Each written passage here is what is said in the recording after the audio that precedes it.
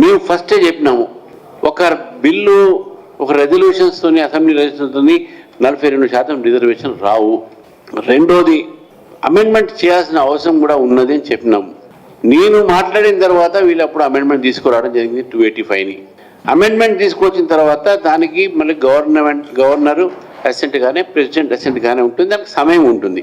August 31 నాడు అసెంబ్లీలో పెట్టి వీళ్ళు చేసినటువంటి ఒక ఏదైతే సవరణ ఉందో 285A, మా మహేష్ రెడ్డి గారు అసెంబ్లీలో ఉన్నారు, వారందరూ కూడా దానికి పూర్తిగా మద్దతు పడడం జరిగింది.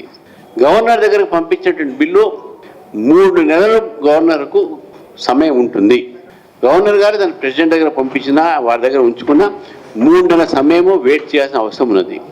ఆ 3 నెలల సమయంలో కూడా మీరు వెయిట్ చేయకుండా మీరు జియో తీసుకువచ్చి షెడ్యూల్ ఇవ్వడంలో దాని వెనక అర్థం ఏందని చెప్పేసి ఈరోజు ప్రభుత్వము తెలంగాణ బీసీ సమాజానికి చెప్పాల్సిన అవసరం ఉన్నది.